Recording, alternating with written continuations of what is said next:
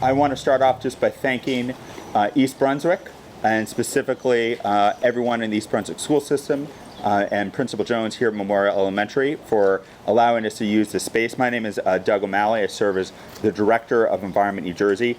And it takes a village to pull together advocacy and organizing. We're going to hear from a lot of individuals today. I will want to turn it over in just a moment to Dr. Valesky, who's the Superintendent of Schools here at East Brunswick, but also want to acknowledge the attendance of former Assemblywoman Nancy Pinkin, who's the former Chair of Assembly Environment Committee.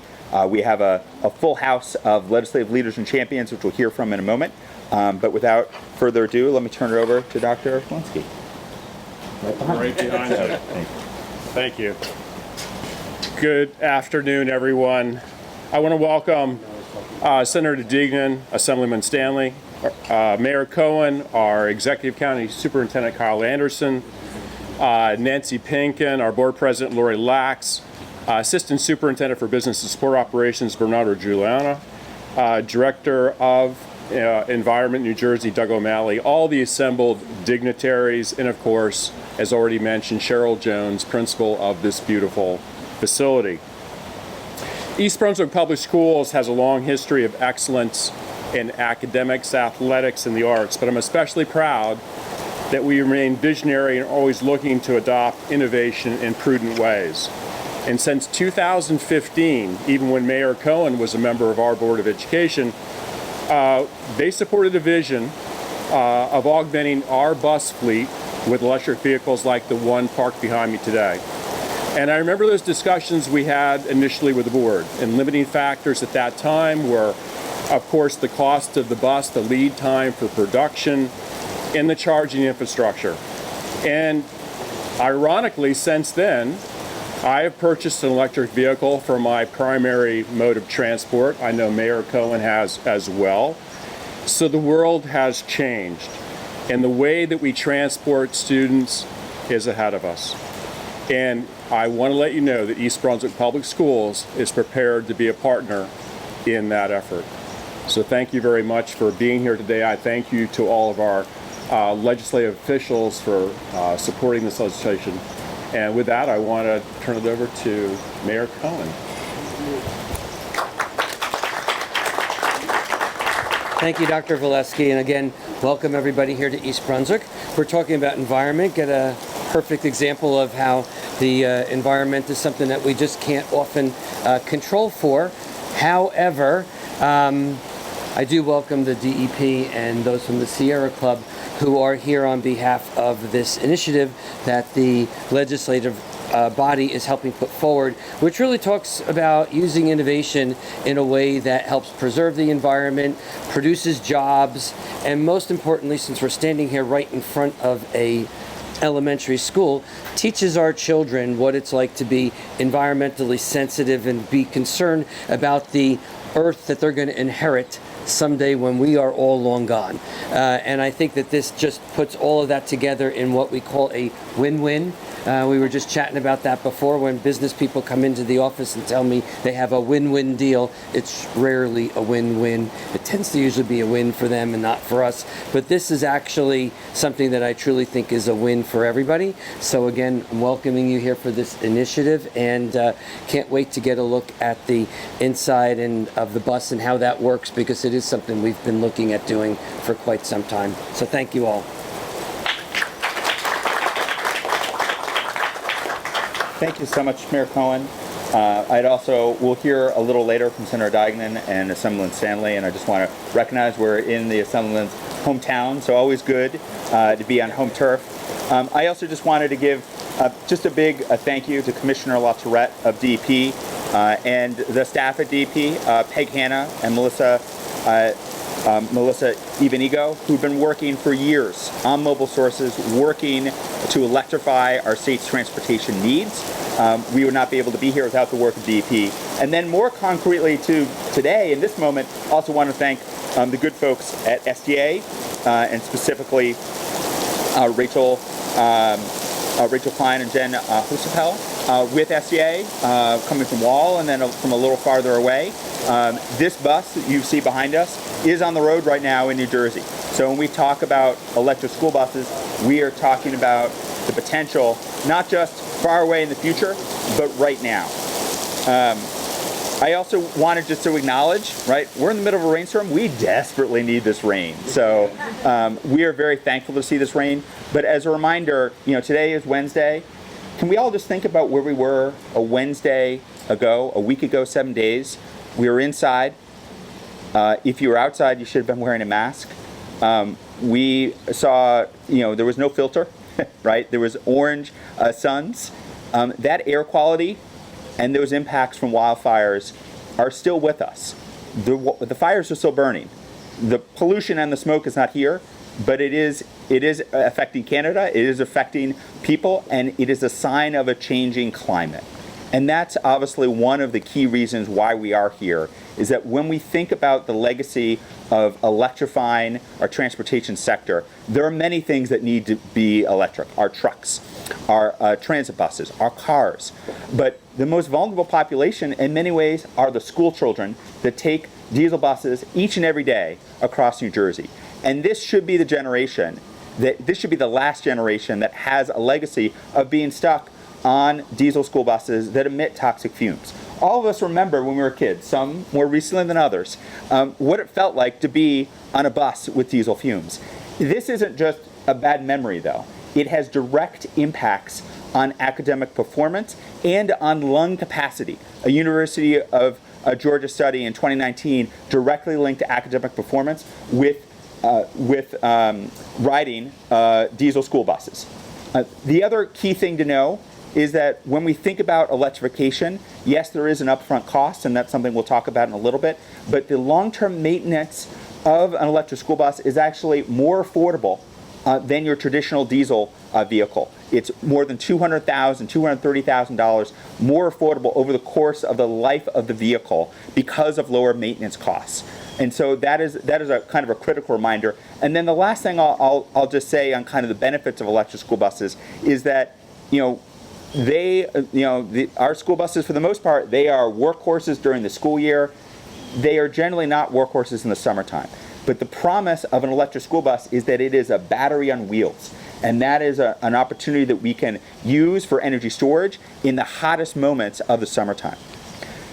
In terms of why we're here right now, the reason we're here in East Brunswick and with Senator Dygnan and Assemblyman Stanley is because we have legislation that they both championed last year and worked to pass the electric school bus program. That program was signed into law last summer, August of 22, by Governor Murphy. And over the course of this year, both of our legislators have worked, and it's been a journey, as we'll hear, but both of our legislators have worked to fund this program. This program is designed to not just get electric school buses on the road, but to distribute and learn from the impacts on every possible district across the state. So North, Central, and South Jersey, there's 18 districts total over the course of the 3-year program, and the focus would be split equally between our overburdened environmental justice communities as well as other communities across the state, ranging from our cities to suburbs to exurbs. We need to learn what's going to make the most sense for all of our electric school buses, and we need to provide the funding to kind of kick off that program to ensure that we are getting that rolling. DEP is ready to go, and we are at a moment now that we need to get that funding, and that's a key reason why we're here, is because tomorrow in the Assembly Transportation Committee, we hear more from the Assemblyman in a moment on this. His legislation to fund electric school buses will move forward, and also Senator Dygnan is working to include a budget resolution in the FY24 budget to also fund electric school buses at $15 million. The total benefit for this program will be $45 million over 3 years. We want to obviously get this rolling and make this happen, and a big reason why that will happen is because of the leadership in towns like East Brunswick, as well as the multitude of environmental advocates that we'll hear from a little later, but certainly the leadership that Senator Dygnan and Assemblyman Stanley have taken. So with that, let me turn it over to you, Senator.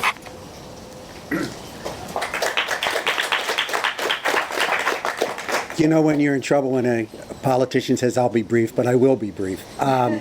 First of all, this would not have happened without the advocacy of Doug and the environmental community. And we are really, really fortunate. We were talking earlier.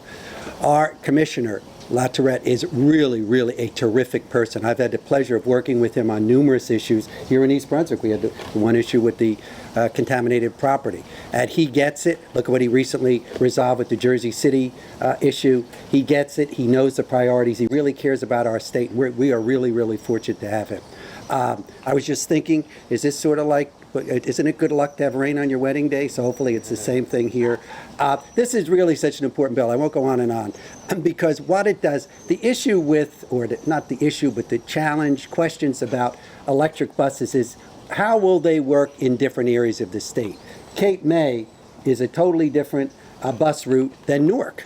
Newark, maybe the total stops might be 3 or 4 stops, while at Cape May it might be 20 or 30 miles, or Morris County, or Sussex County. So this particular program is being put in place so that we can really find out, get facts rather than hypothesize, get facts as to exactly how it's working, if it's working efficiently, if there's any challenges. We all know with recharging, et cetera, sometimes that can be a challenge. So that was really, and Nancy was involved with this from the beginning. Of course, Sterling has been a champion in the Assembly. So working together, we're really going to figure it out once and for all, because everybody knows that this is not the future, it should be the present. We have to put this in place. We have to protect our environment, and it's really just been an honor to be part of this. And Sterling, you want to come up and say a few words? Absolutely. Thank you, Senator. Thank you. Well, folks, like they say, showers, when showers happen, it's like called showers of blessings. So I think the showers stop. We're blessed today by, this moment that we're at. First of all, I want to thank all the environmentalists here today, the League of Conservation Voters, Sierra Club, NJ Environment.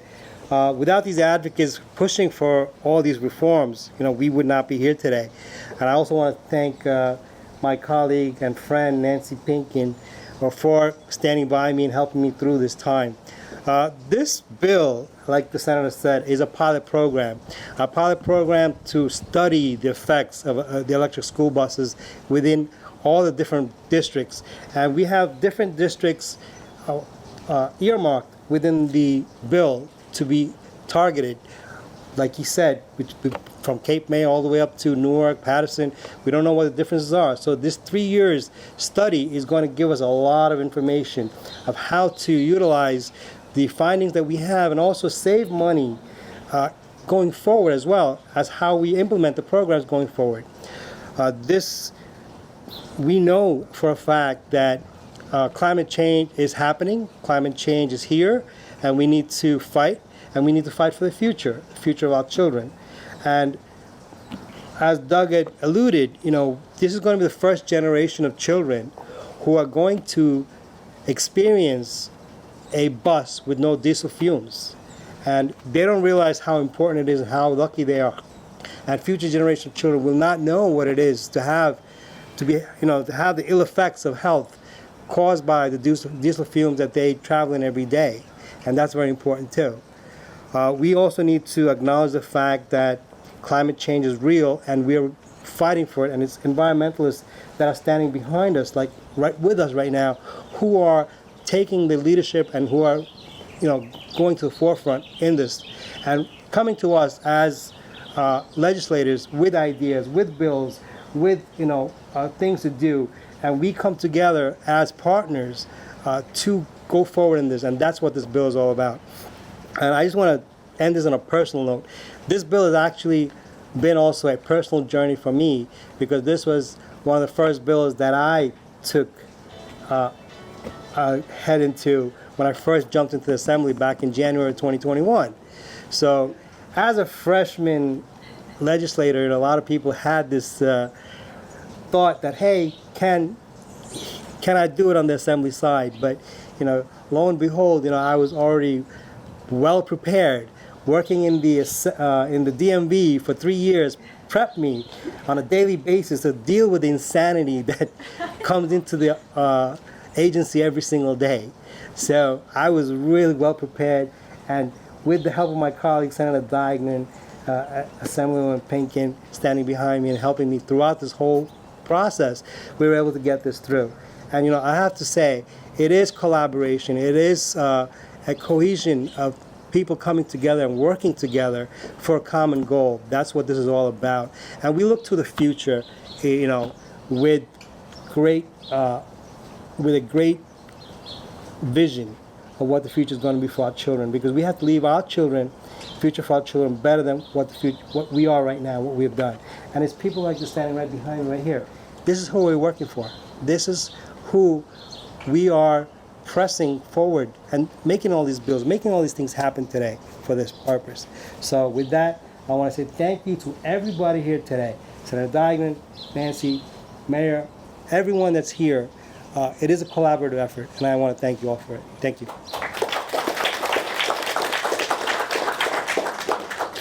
And with the concept that this is a team effort, I wanted to introduce the Middlesex County Interim Superintendent, Kyle Anderson.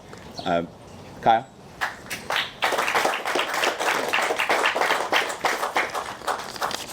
So I will be brief, but I never took a school bus as a child. I had the unfortunate circumstances of walking behind one on occasions, or being at a stop on a sidewalk when you see a school bus accelerate and you get that face full of fumes.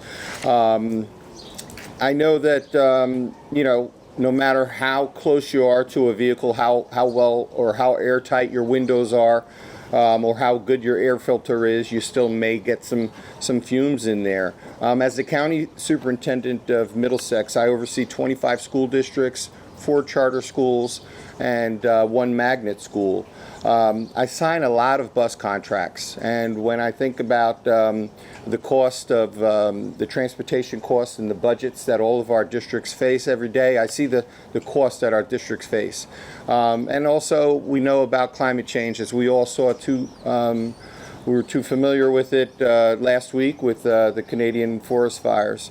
But we realize that changes in our air quality can impact our daily lives very quickly. And I believe we're dealing with that over in South River today with the fires that they have over there. But when you go to the mall, when you go to the office parks, you see more and more chargers that are out there. And there's more benefits for people that are driving electric vehicles.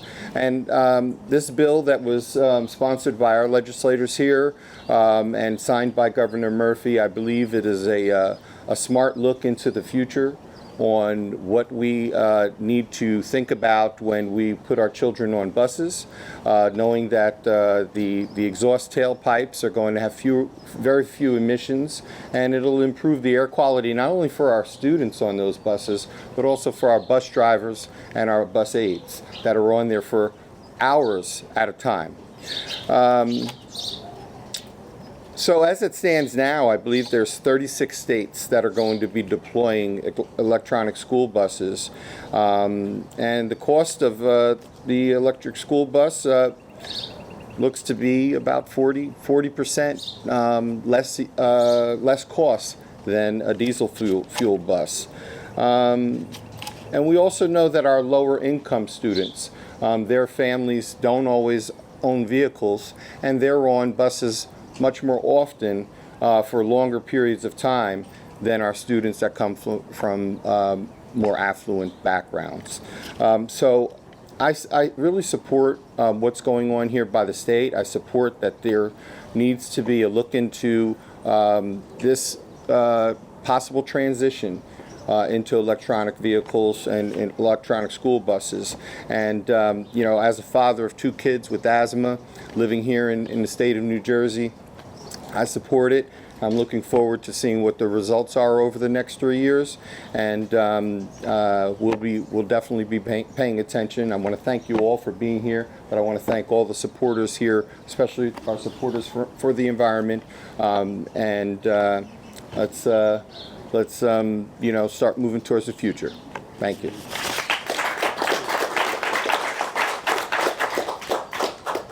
Thank you so much. Thank you so much, Kyle. I wanted next to introduce Angela Ramos, who's the Executive Director of the New Jersey Sierra Club. I also, before Angela comes to the podium, I did just want to say briefly, when we talk about the arc of action, close to 20 years ago, there was a ballot measure that New Jersey voters approved overwhelmingly to clean up dirty diesel school buses. That ballot measure was supported by Senator Bob Smith, again, here from Middlesex County. So it takes a team effort. Things have changed a lot in the last 18 years, but we still have a long way to go. So with that, Anjali. Hi, everybody. Thank you so much, East Brunswick. This is very exciting. It's really encouraging to see the leadership and people that truly get it and really want to push forward, initiatives and things that prioritize our children's health and the environment. Thank you, Senator Dykman, for your leadership. Thank you, Assemblyman Stanley. I just want to say we wouldn't have done this without your leadership. So right back at you. Thank you so much. Thank you, Environment New Jersey. Thank you, LCV, for battling through this. I think if we're going to prioritize the environment and we're thinking about reducing emissions, and we can also improve public health, but prioritizing children, I think that is the right way to go, right? We're really targeting amazing things by transitioning electric school buses into electric vehicles, right? I'm here, right? I'm the New Jersey director for the Sierra Club. I'm an environmental advocate, but I'm also a mom of an almost 2-year-old boy, and I am really excited for his future. I mean, climate change is a very scary thing. As Doug was alluding, last week was incredibly scary. I was scared. I didn't want my son to be outside, but there is so much work that it's encouraging for us to be hopeful for the future, even with so much unprecedented things that we've experiencing. I am excited for my son to get to school at some point and be able to hop on an electric school bus and not ever had to deal with diesel emissions. And I'm really excited for the kids here in New Jersey. And as Doug alluded, right, this pilot program that is going to give us so much information, it makes sure that environmental justice communities in New Jersey are also prioritized, right? So we're not leaving those kids behind. When you think of being in towns like Newark, for example, where asthma rates are through the roof, and you think of so many trucks and so many cars, you think, well, it does make sense to have electric school buses there. But you also have to think of the kids that live in rural environments, because maybe they're not as exposed to many trucks or cars or gasoline and diesel emissions, but these kids are also in the school buses for an extended period of time. So they're even exposed to more and more emissions. So we really have to prioritize all districts, all types of environments and geographies in New Jersey, because one way or another, our children are being affected. And this is truly how we push the envelope. The federal government has recognized that, and they're expending, they're putting a lot of money to prioritize electric school buses across the country. And New Jersey is fighting, thanks to towns like East Brunswick. New Jersey school districts want to get more money. I thank you, Assemblyman Stanley and Senator Dykman, for kickstarting the electric school bus program in New Jersey. State work is really what leads initiatives and technology, and so the feds are catching up, but we are going to have electric school buses very soon, and I'm just really encouraged and thankful for everybody fighting for this and for our climate, our public health, and our children. So thank you so much. Thank you, Angelique. And with keeping with the trend of keeping everything local, I'm next proud to introduce Eve Gable-Frank, who's a senior associate at Charge EVC, which is an electric vehicle coalition, which I'm proud to serve as a member and as a board member. I also wanted to note, too, that when we look at the policies of other states, when Environment New Jersey has done this through a comparative analysis, New Jersey is, compared to other states, we are high on the list, but we want to ensure that we continue to rise through the ranks, and that's really through the work of Charge EVC, working to electrify everything on wheels. So with that, Eve.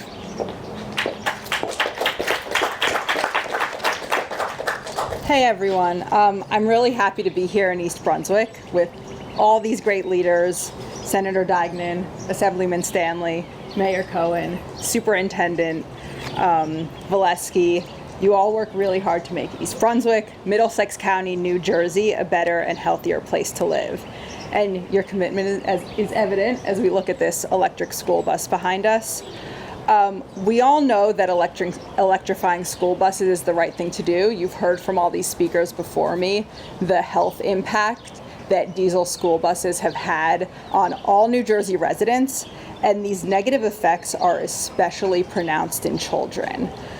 And while we know it's the right thing to do, the upfront cost of electric school buses when you make those purchases right now, since this is a new market, can be $200,000 more expensive than traditional school buses, which is a very expensive proposition that most school districts in New Jersey cannot do on their own.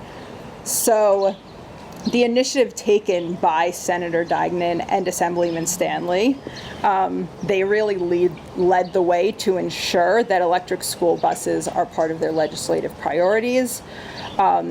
And they put in place this program that provides the grant funding so that New Jersey schools can get those electric school buses in their school districts. Like I said, right now, grant funding is a great way to kickstart adoption of electric school buses and address those cost barriers. And looking forward in the long term, electrifying the 19,000 school buses that we have driving around New Jersey through grants is a really big lift. So we're going to keep working with these leaders at the state and the local level to find long-term legislative solutions so that all school districts in New Jersey can have school buses. Everyone here is working together to make sure that every child in the state is riding on a clean and safe bus to school. So, thank you. Thank you, Eve. And when we really actually think about this week and this month, this is a little bit of a roadshow moment for electric school buses. Carolyn McCallum with the New Jersey Clean Cities Coalition could not join us today. She was organizing an event down at the Atlantic County Utility Authority yesterday in Atlantic City. Next week, next Wednesday the 21st, she'll be up at the Hudson County Improvement Authority on Wednesday the 21st to be showing off electric school buses, a little bit of excitement and electricity. And Carolyn is working very closely with someone else here today, and that's Bill Barron, who's the transportation chair for the New Jersey Sierra Club. So I just want to have Bill come to the podium and say a few words because of his just huge advocacy on the work of electric school buses. Bill? Thanks, Doug. As Doug said, I'm the volunteer transportation chair for Sierra Club. We started working on electric school buses back in 2018 with Assemblywoman Pinkin. So it's been a very long road, 5 years to get to this stage. So we're very, very pleased. We want to thank the Senator and the Assemblyman for working with us, for sharing the vision of getting school buses out, for doing the pilot program and everything else. A bill that the Senator and the Assemblyman finally got passed included a lot of improvements in terms of reporting back to the DEP, finding out what the actual performance of the buses are, and really laying a roadmap for how we can expand and transition the entire school bus fleet in New Jersey. But I do want to just give recognition to a couple of people that haven't been recognized. Greg Tafaro, the Senator's Chief of Staff, Brianna Munsami, who is the Assemblyman's Chief of Staff when we were working and getting this passed. They've just been absolutely fantastic in working with us, working with the Office of Legislative Services, making sure that the senators and the Assemblyman's vision of what this bill should be gets actually in place, and they deserve a round of applause. There are 10,000 school buses. I know Eve talked about 19, but a lot of them are small vehicles. There are about 10,000 school buses in New Jersey this size. DEP has funded 201 school buses to date. This bill, $45 million, will add another 100 school buses to that list, another 100 electric school buses, sorry. And no one's mentioned yet today that East Brunswick got a grant from DEP for 11 electric school buses. So it's going to be here serving the students in this school. So thank you for the chance to talk, and I'll turn it back to Doug. Thank you so much, Bill, and thank you again to everyone that is working on this. There is someone here that isn't here that also deserves recognition, and that's Bill Neary. Again, close to home, former mayor of East Brunswick, the head of Keep Middlesex Moving. I wanted to thank Arlene Holt, who's been working with Keep Middlesex Moving for nearly a decade, and I wanted to have her come to the podium and say a few words, and then I'll close this out. As we can tell, good to have the rain. We kind of have, we'll see if we can have it dampen a little bit, because we do want to get on the bus, literally and figuratively. So we'll have Arlene close us out, and then I'll wrap up with the program. Arlene? I am really going to keep it brief because I want to get on the bus. But as Middlesex County's Nonprofit Transportation Association, KMM is very pleased to be here with all of you. One of our goals at KMM is to improve air quality within Middlesex County. And the electric school bus program is a leap in the right direction. By supporting this initiative, we are not only investing in the environment, but also in our children's health and well-being. We need to embrace the power of innovation in order to pave the way to a sustainable and brighter future for all.